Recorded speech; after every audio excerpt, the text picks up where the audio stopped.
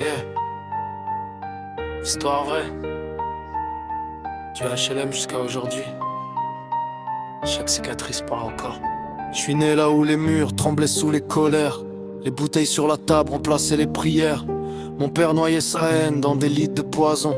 Ma mère sombrait aussi dans sa propre prison. Moi j'étais qu'un bébé qui pleurait dans le noir. Avant même de parler, je connaissais le désespoir. Les voisins entendaient les cris à travers l'immeuble. Une enfance dans la peur, les souvenirs meubles.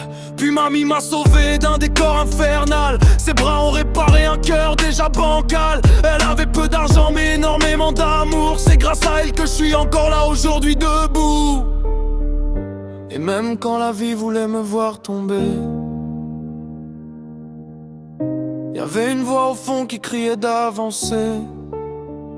J'ai des cicatrices gravées sous la peau, des souvenirs qui reviennent quand tout devient trop lourd. J'ai traversé la nuit, la chaleur et les sanglots, mais je refuse encore de mourir dans le décor. J'avance avec mes douleurs comme des fantômes derrière moi. Le passé veut me rattraper, mais je continue tout droit. Si je suis encore vivant après tout ce que j'ai vu, c'est que la vie m'a brisé sans jamais m'avoir vaincu. École spéciale, couloir gris, regard perdu. Des gamins oubliés que la société n'écoute plus. Je faisais le fou pour cacher tout le bordel dans ma tête, comme si la colère pouvait calmer la tempête. Puis un soir de juillet, j'ai sauté dans la nuit, la fenêtre derrière moi, devant l'inconnu qui fuit.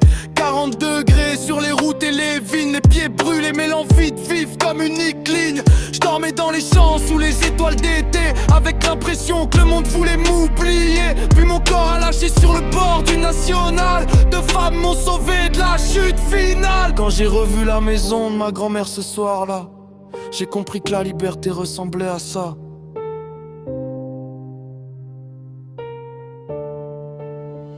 J'ai des cicatrices gravées sous la peau, des souvenirs qui reviennent quand tout devient trop lourd. J'ai traversé la nuit, la chaleur et les sanglots, mais je refuse encore de mourir dans le décor. J'avance avec mes douleurs comme des fantômes derrière moi. Le passé veut me rattraper, mais je continue tout droit. Si je suis encore vivant après tout ce que j'ai vu, c'est que la vie m'a brisé sans jamais m'avoir vaincu. Puis elle est arrivée un 24 juillet, comme une lumière douce dans mes années abîmées. On a construit une famille loin des cris d'avant. Moi qui connaissais surtout les foyers violents, mais la fumée m'a repris pendant plusieurs années. Le permis, le boulot, tout semblait s'effondrer.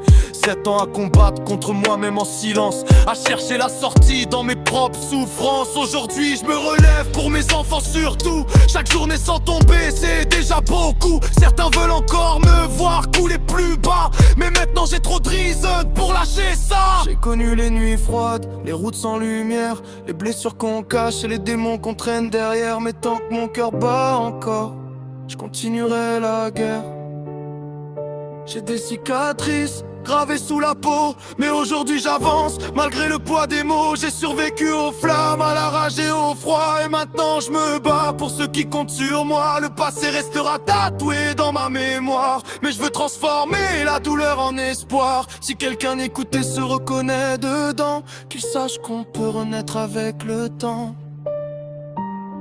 Histoire vraie, aucune ligne inventée, juste un homme qui refuse de retomber. Yeah.